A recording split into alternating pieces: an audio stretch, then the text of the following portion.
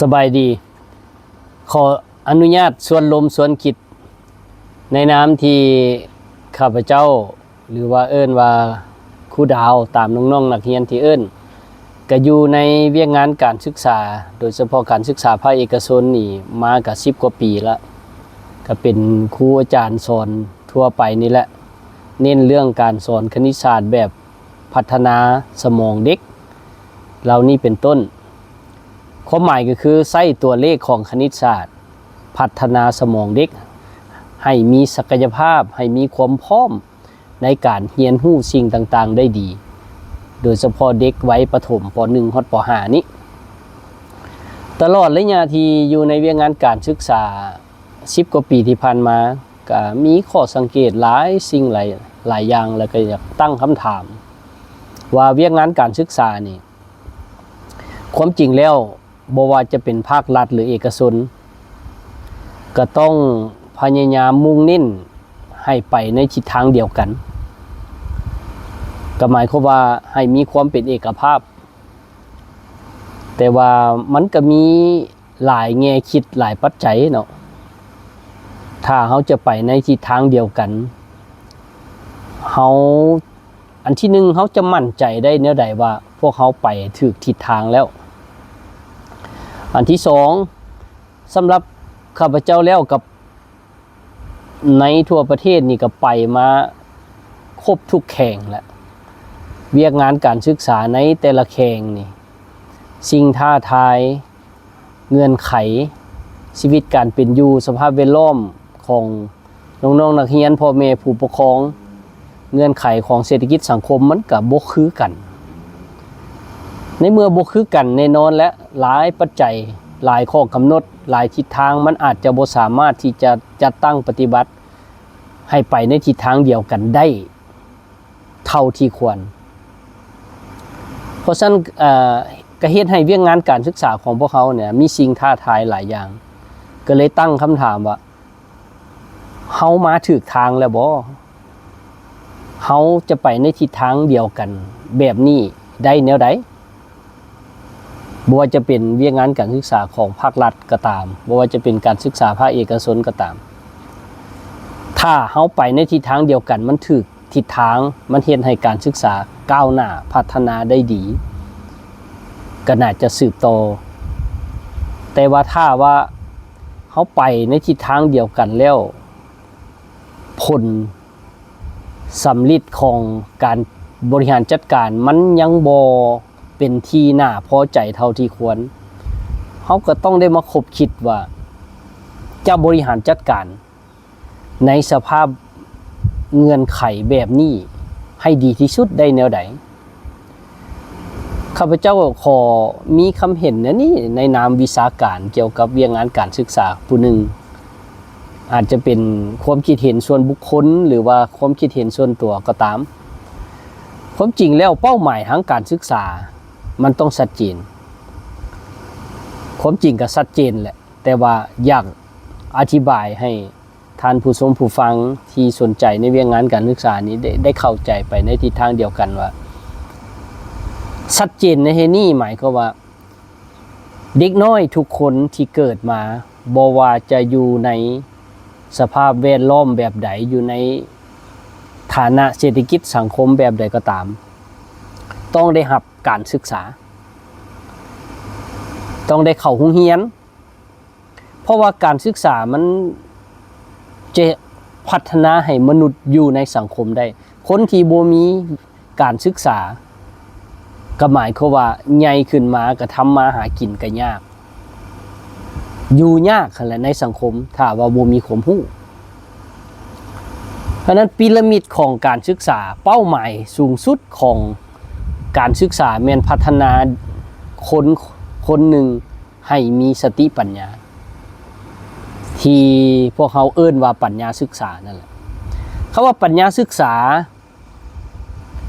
มันก็มีขั้นตอนบ่แม่นว่าเรียนไปแล้วปัญญาศึกษาจะเกิดขึ้นได้เองข้าพเจ้าขออธิบายในมุมมองถ้าว่าเป็นพีระมิดมันก็มีอยู่3ขั้นส่วนจะไปฮอดเป้าหมายของการศึกษา เป้าหมายของการศึกษาที่แท้จริงก็คือปัญญาศึกษาแต่คนจะมีปัญญาศึกษาบ่ได้ถ้าว่าบ่มีองค์ความรู้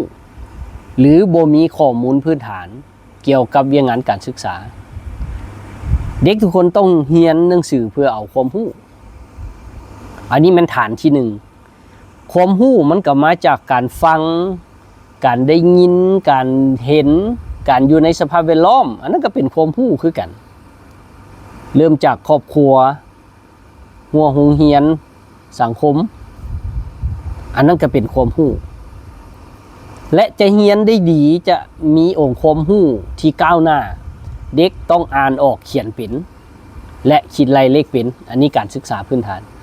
ก็ไปเรียนภาษาลาวไปเรียนเรื่องคณิตศาสตร์ไปเรียนอ่านเรียนเรื่องความรู้อื่นๆมาจากการอ่านเป็นรู้ภาษาลาวอ่านภาษาลาวได้เขียนภาษาลาวเป็นอันนั้นเป็นการศึกษาพื้นฐานอันนี้เป็นฐานที่หนึ่งนะก่อนจะก้าวเข้าไปสู่ปัญญาศึกษาการศึกษานับแต่อนุบาลจนฮอดม.7 ปัจจุบันโดยเฉพาะการยัดความรู้ให้เราบทเรียนอ่านบทเรียนไปเสิ่งเอาคะแนนและจบผู้ใดมีสมองที่ดีเราเก่งอ่านเก่งก็ถือว่าผู้นั้นก็จะจบการศึกษา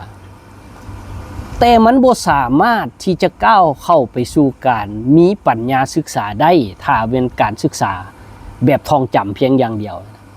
มันบ่สามารถเฮ็ดให้เด็กคนหนึ่งมีปัญญาศึกษาได้มันจะต้องมีตัวกลางก่อนจะ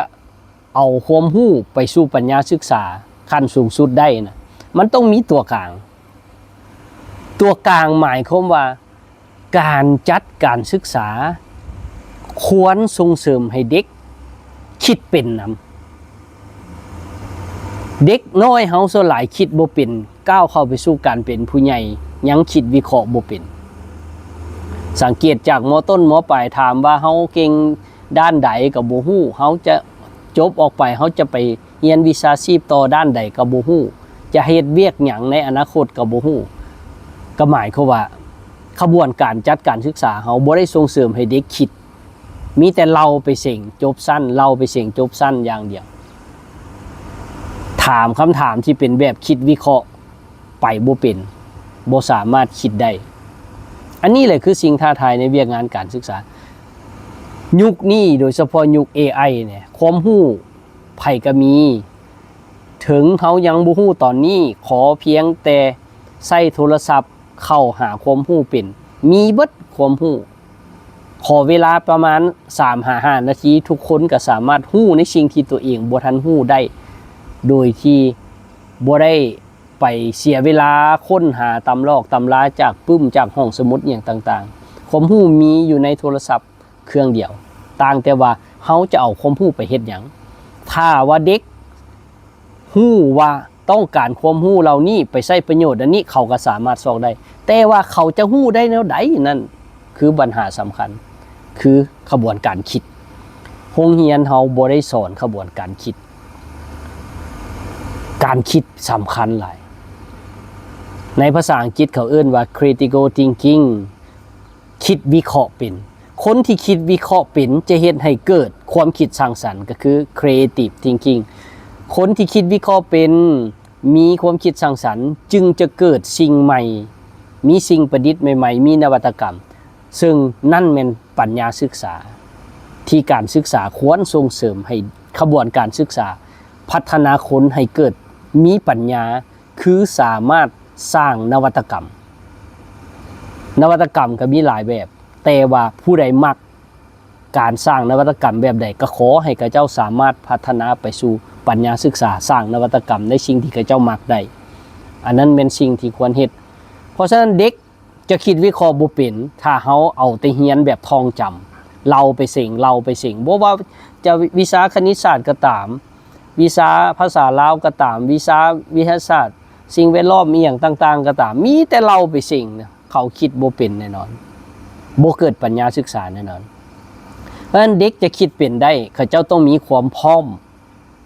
มีสมองที่พร้อมในการคิดหลักสูตรคณิตดาวก็เป็นส่วนหนึ่งที่ปูพื้นฐานให้เด็กน้อย สามารถมีความพร้อม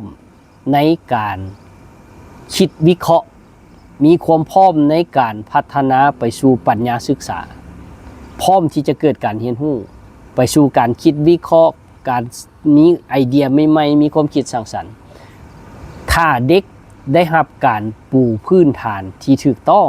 ด้วยหลักสูตรคณิตดาวเป็นขั้นเป็นตอน